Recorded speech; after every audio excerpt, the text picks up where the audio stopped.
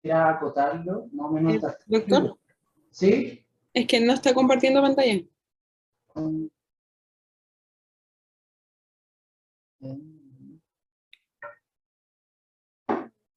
No quise salir.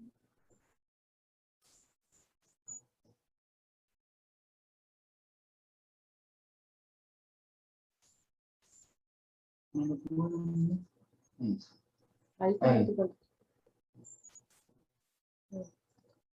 ¿Ahí sí? Sí, ahí sí. Ya. Ya bueno. Le estaba comentando que la clase va orientada a que pudiésemos responder estas 3 preguntas. ¿Qué es la artritis reumatoide? ¿Por qué ocurre la artritis reumatoide? Y cómo la tratamos. La idea es que no lleguemos como médicos, desde medicina general hacia adelante, a ver una persona con estas manifestaciones, porque ahora no debiese ocurrir, ¿ya? Aquí el objetivo es hacer un diagnóstico precoz. La artritis reumatoide entonces es una enfermedad autoinmune sistémica de carácter inflamatorio y crónico, que se ve en ciertas articulaciones donde el tejido afectado es la membrana sinovial, ¿ya? Y por eso produce sinovitis, ¿ok? Cuando afecta la membrana sinovial, esto se puede ir extendiendo a los otros elementos periarticulares de la articulación y también dar dolor en el paciente. Pensar en las partes blandas de la articulación, ligamentos, cápsulas y estrabos. Y importante también que la artritis reumatoide es una enfermedad sistémica, por lo tanto va a tener compromiso de generalmente casi todos los órganos en el cuerpo, y por lo tanto vamos a buscar las manifestaciones de esto. A ver, la epidemiología está muy bien escrita a nivel de Europa o América, y acá hay un solo estudio en 2019. Pero la prevalencia global de la artritis se sitúa entre el 0,5 al 1% de la población adulta, donde la mayor incidencia es entre mujeres entre los 50 y 60 años. ¿Okay? Acá vemos una tabla donde nos aprecia la discapacidad, que la artritis reumatoide es muy discapacitante, en España, Europa Occidental y total del mundo. Si pueden ver, la tasa ha ido bajando porque hemos podido llegar a hacer diagnósticos más precoz y tratamientos más efectivos y tratamientos más modernos, que voy a mencionar más adelante. ¿Okay? Pero quiero que se queden con eso, que es una enfermedad con una discapacidad severa si es que no la identificamos de forma precoz. Acá está el único estudio que se ha hecho en Chile que estimó la prevalencia de la enfermedad en un 0,46. Estaríamos un poco aproximados a lo que tiene España. ¿Okay? Y estamos hablando que tenemos más o menos de 27.000 a 90.000 pacientes con artritis reumatoide acá en Chile. Quiero explicar el fisiopato como etapas. Esto es un esquema bien general, donde tenemos que tener que en la fase A y fase B van a haber factores genéticos ambientales que me van a estimular el sistema inmune, a romper la tolerancia, a producir síntomas que pueden ser leves hasta llegar a los severos. ¿Ya? Ahora vamos a ir en profundidad de por qué y cómo ocurre la artritis. Lo primero es que se ha visto que a nivel factores ambientales como el tabaco y la microbiota a nivel intestinal pueden tener ciertas sustancias que estimularían a un proceso de citrulinización de las proteínas del propio cuerpo. ¿Okay? Esto es en un contexto de un paciente que tiene una carga genética, por ejemplo, que se ve ciertos haplotipos de HLA, por ejemplo, que van a tener predisposición a hacer esta artritis. ¿Okay? Y algo importante, también se ha visto que a nivel dental, la periodontitis, o sea, el biofilm que está en la boca, también produciría este proceso de citrulinización de las proteínas que va a alterar toda la fisiología normal. ¿Okay? Cuando ocurre esta citrulinización a nivel de sistema inmune, vamos a afectar a la inmunidad primaria, células dendríticas, a la inmunidad humoral, células B y T, a que se altere su regulación y clínicamente produzcan una artritis. ¿Okay? Entonces tenemos de nuevo los triggers, ¿no? Que pueden ser infecciones y la carga genética del paciente me van a llevar a una sinovitis, acuérdense. Sinovitis, que es una inflamación y destrucción de la membrana sinovial del cartílago. ¿Okay? Y como dijimos que esto es una enfermedad sistémica, inflamatoria, siempre van a existir otras como morbilidades, sobre todo las enfermedades ateroscleróticas, la osteoporosis, síndrome metabólico, también alteración a nivel cognitivo por la inflamación que ocurre en el parénquima cerebral. Entonces, la citrulinización es importante porque también clínicamente nosotros pedimos un examen, ¿cierto? ¿Pero qué es? Es un proceso que ocurre de forma fisiológica, en donde se pierde una amina de un aminoácido, arginina, por ejemplo, cambia a leucina, y esto ocurre cuando la célula está en una apoptosis, ¿ok? Cuando hay un proceso de daño en la célula, ¿ok? Y aquí está, como en un paciente genéticamente predispuesto, que es el HLA-DRB04, donde yo me expongo al tabaco, este tiene un estrés oxidativo y va a hacer la citrulinización. Y esta citrulinización va a afectar mi respuesta inmunitaria, voy a perder la tolerancia, lo vamos más adelante, y voy a atacar a mi propio cuerpo. Acá está la microbiota que les comentaba de las infecciones mentales. Se ha demostrado este microorganismo con esta enzima, la alfa-enolasa, que produce la citrulinización.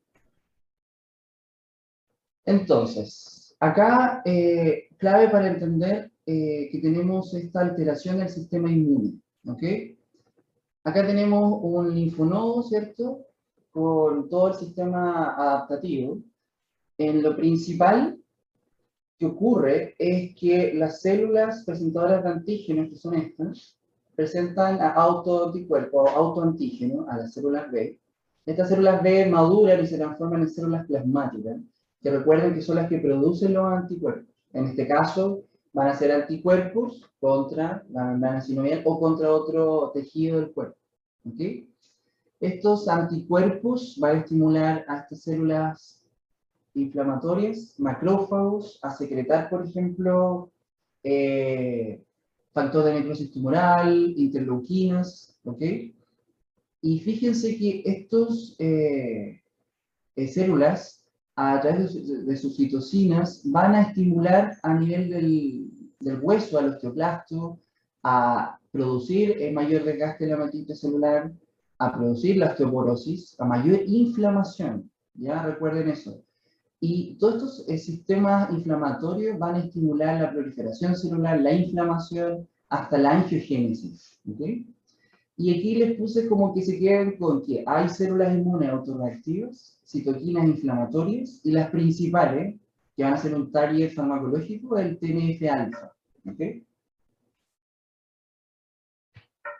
Entonces, ¿cómo sospecharla ya más clínicamente? Este es el algoritmo que tiene el MinSal, que generalmente el paciente va a ir por una consulta espontánea o en la pesquisa en los programas que tiene el MinSal para los pacientes sobre 65 años. El paciente va a consultar por dolor musculoesquelético y lo primero que tenemos que hacer como médico es discernir si es articular o no articular. ¿Okay? Si es articular, la guía nos dice sugerente de artritis, van a tener la VHS aumentada, que es sobre 30, PCR elevada y un factor reumatoideo positivo, se derivan a nivel de atención primaria al internista o reumatólogo que está a nivel secundario para hacer el diagnóstico. ¿Okay? Y obviamente si no es articular hay que buscar otra causa y manejar la atención primaria. Ahora, ¿cómo hacemos el diagnóstico entonces de artritis reumatoide? La Asociación Americana de Reumatología en 2010 propone esta clasificación de artritis reumatoide, que es distinta a la antigua, porque aquí la idea es que sea más sensible, ¿no? Y se divide en 4 partes. La distribución de las articulaciones a cuánto afecta, y aquí están todo el puntaje. Recordemos que oligoarticular hasta 4 articulaciones, ya después sale poli. La serología, vamos a pedir el factor reumatoideo y el anticuerpo anti-CCP, ¿ya? El factor reumatoideo es un anticuerpo, generalmente es una inmunoglobulina M, que va a atacar a los antígenos del propio organismo. Y el anti-CCP es un anticuerpo de proteínas citrulinadas. Y por eso es tan importante que nos quedemos con la explicación de qué es la citrulinización, porque este examen es el más sensible y específico para la artritis. ¿Okay? El otro bloque es cuánto duran los síntomas, que está definido más de 6 semanas, y los reactantes de fase aguda, que es PCR o VHS. Pero cuando estamos frente a un paciente que dice que tengo una artritis, doctor, me duelen estas articulaciones, tenemos que pensar en otros criterios diagnósticos o diferenciales, pero muy sumeramente pensar que no toda artritis reumatoide puede ser infecciosas, y lo más importante ahí a nivel poblacional es descartar el VIH. Hay muchos virus que producen también artritis infecciosa. La espondiloartritis, que es otra enfermedad reumatológica. Otras enfermedades reumatológicas como el lupus, que ya lo vieron anteriormente, síndrome de Sjögren, polimialgia reumática. No olvidar que también existen artritis por cristales, ¿ok? Que es la gota, el ácido úrico, o pseudogota, que es el piruvato de calcio. Desórdenes endocrinos, el hipotiroidismo es lo principal, que hay una TSH, y también va asociado a neoplasia, pero eso es el contexto clínico del paciente, ¿no? ¿Dónde se realiza el diagnóstico de esto? Según las guías, que es donde sea FONASA o ISAPRE. Yo puse FONASA por sistema público, porque ahí se sospecha en el CEFAM, el médico del consultorio, tengo la duda, como ya lo vimos anteriormente, y lo mandan a atención primaria para hacer el diagnóstico y empezar el tratamiento. Importante, el examen físico. Se ha visto que, por ejemplo, la artritis en 3 o más grupos articulares tiene una sensibilidad de 63 y especificidad de 73. Aquí, como pueden ver, el examen físico en reumatología es bien misceláneo y se pueden mezclar las cosas. Porque vemos que lo más específico son los nódulos subcutáneos, que siempre nos enseñan, especificidad 99%, pero es muy tardío o no se va a ver en los pacientes. Y la idea es no llegar a tener dolores nódulos subcutáneos, ¿ya? Y nosotros clínicamente tenemos que evaluar las articulaciones. ¿Y qué me fijo? El rango de movilidad, si es inestable, si está mal alineado o no. Y en las imágenes que lo vamos más adelante nos van a ayudar. ¿Por qué? Porque vamos a observar esto, que es la osteopenia yuxtaarticular, pérdida del espacio articular y la subluxación, que es muy característico de la artritis. Y aquí les muestro el examen físico. Esto es lo que con mayor prevalencia no va a llegar, que es artrosis, que la gente piensa que tiene artritis. Aquí tenemos los nódulos de Heberdin y de Bouchard. Súper importante repasar la semiología y el examen físico, que nos van a ayudar. ¿Por qué? Porque esto, que es lo más característico, que es la detección cubital de los dedos, es porque ya estamos más tarde, ¿ya? El pulgar en Z, la sinovitis crónica, el dedo nojal y el dedo en cuello de cisne, se ve por la destrucción, por la inflamación, que ya sabemos cómo ocurre, de extensores o flexores de los dedos. Si ocurre uno del otro, es la forma que va a tener. Pero no esperemos a ver esto para hacer el diagnóstico de una artritis, ¿okay? También el examen físico es importante porque la artritis no es solo las manos, sino que afecta a todo el cuerpo, como vamos a ver. Y el examen físico, pues, los pies. Los pies de artríticos son un pie inflamado. Pensemos que aquí hay signos clínicos de una artritis. Está edematoso, aumentado de volumen, cree que tiene aumento del calor. Entonces, hay inflamación. Acá también pueden ver una edición del talón, que es muy frecuente también en la artritis reumatoide, que hay que ver el pie. Acá pueden ver la diferencia de volumen, ¿cierto? Que está edematizado, está doloroso, o sea, el paciente tiene artritis. Y no olvidemos que la artritis es sistémica, entonces siempre van a haber otras complicaciones. ¿Y por qué ocurre eso? Por todas las citoquinas que ya vimos, que son la interleuquina 1, 6 y el TNF, el principal. Por ejemplo, a nivel va a alterar el metabolismo de las grasas, va a producir mayor resistencia a la insulina, que nos vaya a un síndrome metabólico. Como vimos, el TNF-alfa o otro, el RAN ligando, que son otras citocinas, también va a estimular el desgaste del hueso. Acá vemos que los pacientes con artritis reumatoide, por la inflamación, por el TNF, va a afectar el circuito cerebral y los pacientes presentan trastornos de ansiedad y depresión. Y lo cardiológico, obviamente está súper inflamado, por lo tanto el endotelio va a tener la enfermedad aterogénica. ¿Qué pedir cuando nosotros estamos frente a un paciente con artritis reumatoide? Lo básico, lo que dice la guía acá, es pedir VHS-PCR, factor reumatoide, los anticuerpos anticitulinados. Los anticuerpos antinucleares, como lo mencionó antes Jorgelina, son unos anticuerpos que nos pueden orientar, pero a veces no piden o interconsulta de derivación solo por el examen, solo porque tiene un ANA positivo, un ANA alterado. Es en el contexto clínico, ¿ya? Súper importante pedir la función renal, la función hepática, por todos los medicamentos que vamos a utilizar. En el mundo ideal, si tengo un paciente con artritis, hay que funcionarlo, o sea, eso es lo ideal. Y siempre descartar que sea, como les dije anteriormente, viral. Y de mucha importancia de salud pública, el VIH, hepatitis B y hepatitis C. No olvidar. Ahora, ¿cómo lo veo en la radiografía? ¿Cierto? Porque le pongo una radiografía a mano a un paciente que yo sospecho. Generalmente se va a ver acá, como pueden ver, la interfalángica proximal, esas son las distales. No hay espacio, o sea, no hay espacio articular, están como fusionadas. Si se dan cuenta, la cortical está erosionada, todo esto está inflamado, ¿ok? Y están subluxados la mayoría de las articulaciones. Acá también podemos ver esta metacarpofalángica que está erosionada y muy alterada, ¿ya? Con una simple radiografía de manos. Ahora, hay otras manifestaciones en la artritis reumatoide, ¿ya? Que puede pasar en la consulta. Que el paciente, por ejemplo, tiene problemas de disnea, uno tiene que sospechar que puede tener una manifestación. Y a nivel del pulmón, los pacientes pueden tener pleuritis o derrame pleural, presentar enfermedades pulmonares difusas, la fibrosis pulmonar intersticial, que se da por artritis reumatoide, o bronquiectasis, ¿ok? Las manifestaciones extraarticulares también tenemos que verla en el corazón. Como vimos, la pericarditis, por ejemplo. La pericarditis, que es una serositis, ¿no? En la inflamación del pericardio, va a haber líquido por la inflamación, ¿ya?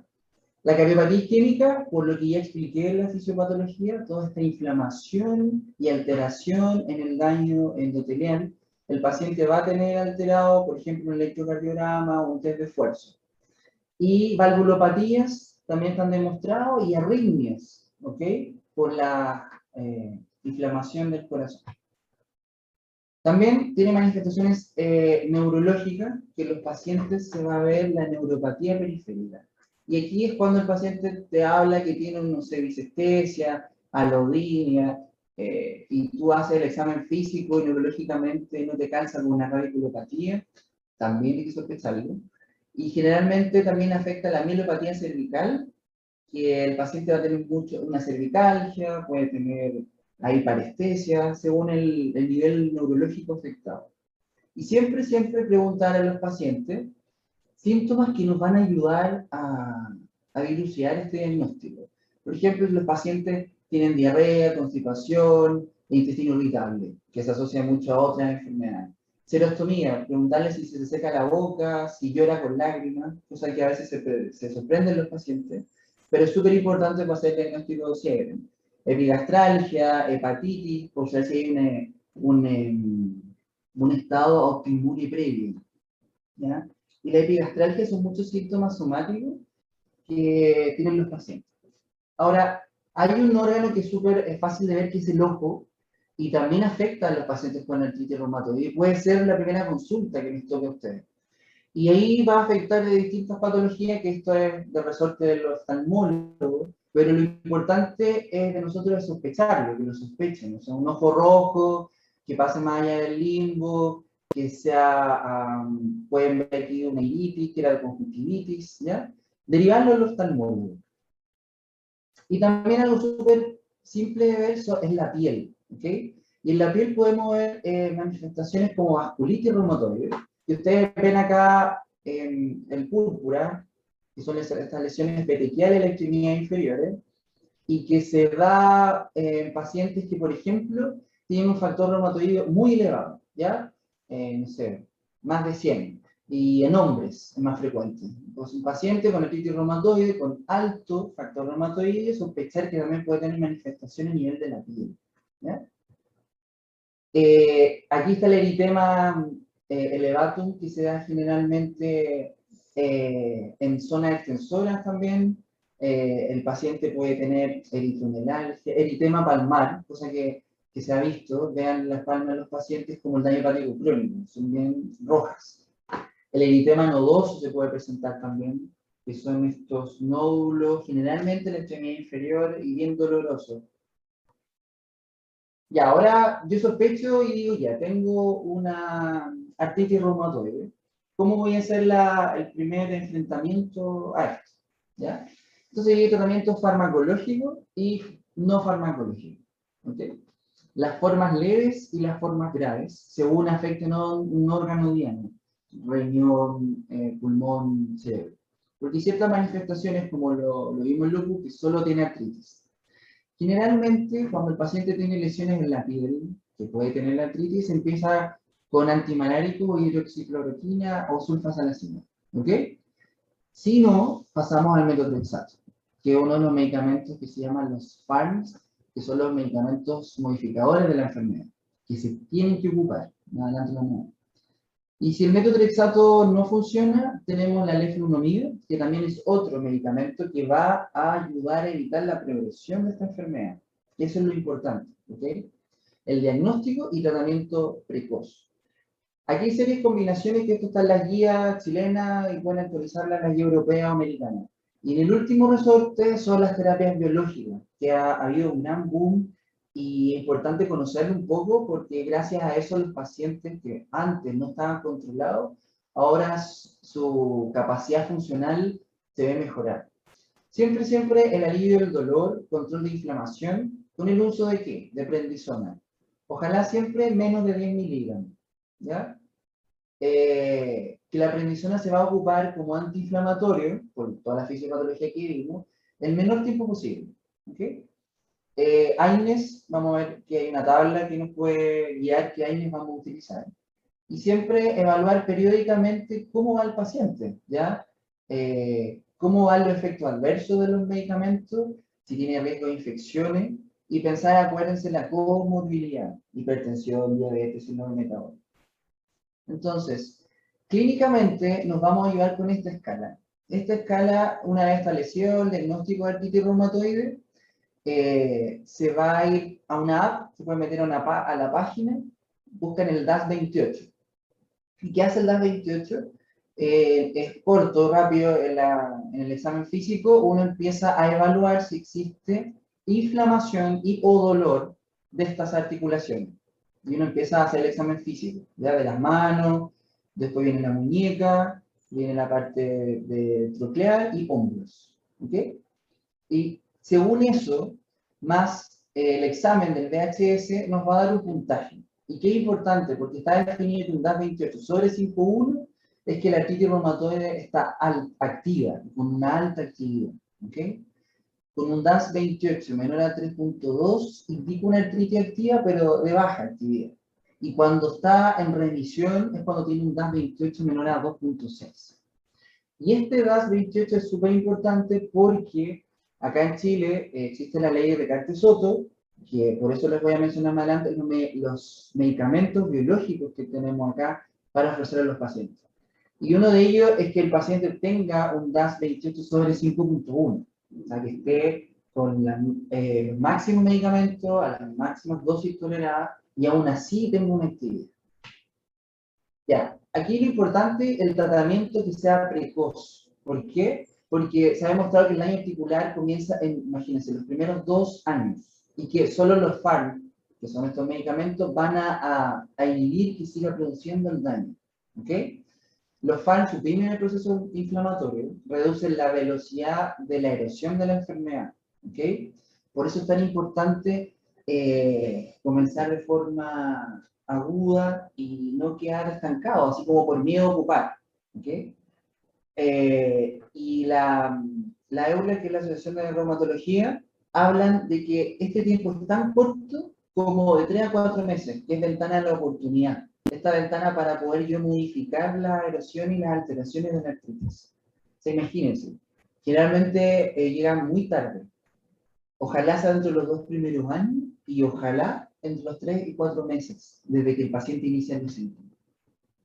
Si yo pregunto qué AINES uso, hay varias guías. Esta es la guía chilena que nos orienta a estos analgésicos que ustedes pueden utilizar según la comorbilidad del paciente. ¿Okay? Están los AINES, los COX-2 selectivos y los AINES selectivos, que son un poquito más parecidos a los COX. Al celecoxib o heterocoxib, que son los más caros, que son los que hay que tener cuidado porque el celecoxib aumenta el riesgo cardiovascular. Entonces, Ojo con darle eso a un paciente hipertenso, diabético, que tiene alto riesgo, ¿ya? Y los corticoides, ¿cómo ocuparlo y por qué? Entonces, los corticoides tienen esta acción analgésica y antiinflamatoria, como les dije, hay que ocupar el menor tiempo posible y en la menor dosis posible. Siempre menor a 10, ¿ya? Quédense con ese concepto. Entonces, los corticoides son parte del tratamiento de la artritis, pero como inicial, para bajar un poco la inflamación y así dejar que los fans hagan su actividad. ¿Okay? Acá hablan de un máximo de 6 meses. Ahí tienen los diferentes corticoides. Es un tema largo los corticoides para hablar, pero siempre tengan en consideración los efectos adversos. Por ejemplo, uno de los nuevos que es el Deflazacort, que se ve en los pacientes, algunos tienen con artritis reumatoide, tienen menores efectos adversos que los corticoides, pero es menos potente. Entonces hay que evaluar caso a caso. Los fármacos modificadores son los que tenemos acá en Chile y están por el MinSal, el metotrexato, que debe ser parte de la estrategia inicial, ¿ya? Junto a otros fármacos modificadores de la enfermedad, ¿ya? Aquí está escrito, ¿no?, que el metotrexato se logra el efecto máximo después de 4 o 6 meses de utilizarlo. O sea, si voy al consultorio y le da metotrexato al mes, difícil que si te dicen no me pasa nada, debemos esperar hasta los 6 meses. ¿Ya? Acá están las dosis que se puede iniciar, de día 15 miligramos semanal. El metotrexato se toma una vez por semana y siempre acompañado con ácido fólico, por su proceso de actividad, que compite por los sustratos folílicos para la síntesis del ADN. ¿Okay? Y algo interesante, si el metotrexato a dosis óptima, 20-25 semanal, por lo menos 8 semanas, no me funciona, el paciente tiene la opción de metotrexato subcutáneo, que existe, se ocupa, pero a veces no se sabe, y para darle el chance de no perder el metotrexato, que es un buen medicamento, hay que cambiar la vía de administración. Existe otro, que es la leflunomía, que también es un agente modificador de la enfermedad. Hay evidencia que existe menor daño radiológico a los 6 y 12 meses de tratamiento con leflunomida, ¿ya? La leflunomía fue similar al metotrexato, que son preguntas que uno se haría, oye, ¿cuál de los dos ocupo? Por lo menos los estudios dicen que serían similar. Y los eventos adversos más importantes son los gastrointestinales. El paciente te va a decir, se me cae el pelo, doctor, y puede tener infecciones, porque es mucho peso. Acá, bueno, está la tabla, que está en la guía GES, que ustedes pueden ir a consultar. Lo más importante, yo creo que sepan manejar metotrexato y un antimalárico, y el resto ya a nivel de especialista, pero se puede ocupar. Y siempre tengan el seguimiento que vamos a pedir un hemograma, ¿ok? Y pedir las pruebas hepáticas. Siempre el hígado, por eso es tan importante, y seguirlos, ¿ya? Bueno, sobre todo, por ejemplo, la acetropina, que es otro fármaco ya de segundo escalón que produce muchas alteraciones hepáticas. Tratamiento biológico hay muchos actualmente, pero les voy a mencionar y hablar de los más conocidos, los que tenemos acá en Chile. Y antes de eso, como un breve recuerdo del TNF, que es el principal culpable. ¿Qué produce el TNF? El macrófago. Parece que el macrófago se puede activar por varias vías. El TNF lo que va a hacer es que a nivel de células endoteliales va a afectar las gap junction, ¿no?, que van a producir como una separación del endotelio. Va a ser más fácil a producir la diapedesis. ¿Por qué? Porque estamos teniendo una inflamación. Pero recuerden todo lo que va a producir esto, ¿right? La clínica del paciente, porque el endotelio está inflamado. Y también el TNF activa a los monocitos que se transforman en macrófagos, que secreta interleuquina 1, que es súper inflamatoria, que hasta produce fiebre, y estas también van a estimular al fibroblasto sinovial. Aquí a producir muchas proteasas y a producir la destrucción del cartílago, ¿ya? Esa es la acción del TNF. Entonces uno de ellos es el infliximab, que es un anticuerpo monoclonal, que se une a la forma soluble del TNF y evita su acción, ¿ya? Y se ha visto que a esta dosis, de miligramos por kilo, tienen mejores tasas de respuesta. Los pacientes es mucho más rápida su disminución de los síntomas, ¿ok? Pero es un fármaco caro, un fármaco que no todos pueden acceder y que, como insisto, acá en Chile, la ley de Cartes-Soto, tienes una serie de indicaciones donde podemos pasar este paciente. También hay otro fármaco biológico que es el etanercept, que es otro anti-TNF-alfa, que lo importante acá lo puse es porque este, por ejemplo, se ocupa 2 veces por semana, ¿ya? Y este, a diferencia del infliximab, atrapa cuando está el TNF-alfa de forma soluble, entonces evita que se una a sus receptores en la célula. Y el último anticuerpo monoclonal que hay es el adalimumab, ¿ok? Que también es un anticuerpo anti-TNF, que siempre se va a mezclar con fármacos, porque aquí se ha visto, por ejemplo, que tienen mayor respuesta.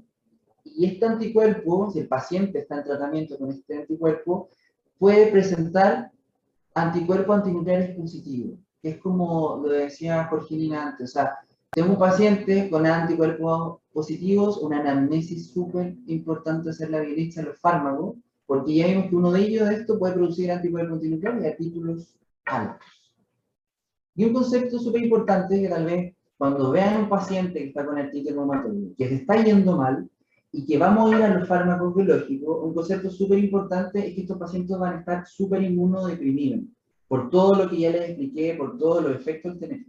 Entonces, lo más importante y el mayor miedo de nuestra población es que haya una reactivación de una TBC latente. Por lo tanto, a todo paciente que tenga artritis reumatoide y que vaya a biológico, hay que hacer una anamnesis súper exhaustiva, pedirle un test de PPD, que es para ver la presencia o no de la respuesta a la cibercoc, y una radiografía de tórax simple. Y ahí lo mandan al especialista para ver si existe una PV latente, si necesita tratamiento, etc. Pero esto es súper importante que se pueda entender. Y eso. Muchas gracias y ahora veamos las preguntas. Ya, muchas gracias, doctor. Tenemos 3 preguntas. Ya. La primera dice, no me quedó claro cómo se sospecha clínicamente el diagnóstico temprano de una artritis reumatoide. ¿Es solo la inflamación y el edema periarticular? Pienso que es algo muy poco específico como para sospechar directamente una artritis reumatoide en etapas tempranas. Mira, tal cual. O sea, en la artritis temprana inclusive hay un concepto de una artritis reumatoide con serología positiva y sin manifestaciones clínicas. Eso es lo más temprano que podemos pesquisar la enfermedad, pero eso es por un control. O sea, pacientes pueden tener factor reumatoide positivo y CCP positivo sin ninguna manifestación clínica. Pero se ha visto que ellos van a progresar a artritis, por eso hay que seguirlos. Pero si llega una paciente a ti con artritis, o sea, lo que clínicamente significa aumento de volumen, dolor, aumento de calor, puede sospechar la artritis y importa mucho el contexto clínico, ¿ya? Por eso hay que, por la semiología y el examen físico, determinar si es articular o no articular, como lo mostré en el algoritmo. Pero eso que pareciera tan inespecífico, si lo pones en una mujer de 30 años, que tiene hipotiroidismo, que tiene, o sea, va sumando, ¿sí? Ya. La siguiente es cómo podemos diferenciar una forma leve de una moderada grave. ¿Existen criterios de clasificación como lo hay para el lupus? Sí, mira, la forma leve de la artritis reumatoide es cuando, como lo dije, tiene artritis o manifestaciones cutáneas. Cuando ya tiene alteraciones pulmonares, cardíacas, del otro sistémico, ya es una artritis más severa. Pero como score o como esa división que hay en el lupus, no está en la artritis reumatoide, sino que tenemos que ver qué órgano y qué sistema afecta. Bien. La siguiente dice, ¿cuál es el tratamiento de elección cuando se presenta una artritis reumatoide avanzada? ¿Ahí ya no funcionan los fármacos? Eh, Mira, es bien, porque los fármacos, el concepto, claro, si llegamos atrasados, ya no vamos a poder modificar todas las alteraciones anatómicas que ya tiene el paciente. Entonces, por ejemplo, si se ha avanzado a nivel de mano solamente, que puede ser y no tiene ninguna otra afectación, se pueden ocupar los fármacos. Pero si llega un paciente con toda esta manifestación y tiene falla renal o falla hepática, falla pulmonar, ahí uno puede ocupar los biológicos de entrada, pero eso hay que evaluarlo clínicamente. Pero el concepto es que los fans ya llegaron tarde, ¿ok? Pero depende tarde para qué lesión. ¿Estamos hablando solo articulares o extraarticulares? Ya, y la última dice, ¿cuáles eran los fármacos que se podían usar inicialmente a nivel de médico general? Ah, mira, los niveles, los fármacos que puedo ocupar, y yo trabajé en APS, es que si tú sospechas una artritis reumatoide, tú debieses comenzar, o sea, idealmente, saber manejar prednisona, ¿ya? Y metotrexato, que es como tu herramienta bien básica. El ideal, obviamente, el médico, entonces después te va a quedar, tengo que pedirle un perfil hepático, un perfil renal, un hemograma, exámenes básicos, y la paciente está muy sintomática, iniciar prednisona con metotrexato, siempre y cuando tú digas ya no tiene alteración hepática. Por eso es importante verlo. Y derivarlo al reumatólogo, porque lamentablemente las derivaciones se demoran. Entonces, tal vez el paciente va a estar, no sé, un mes o 30 días, que es lo que dice el GES, pero a veces no pasa. Entonces, como médico general, uno puede iniciar corticoide, metotrexato, pidiéndole previamente todos los exámenes y viendo que no tenga contraindicación para el uso de estos dos. Ya, esas eran todas las preguntas que había.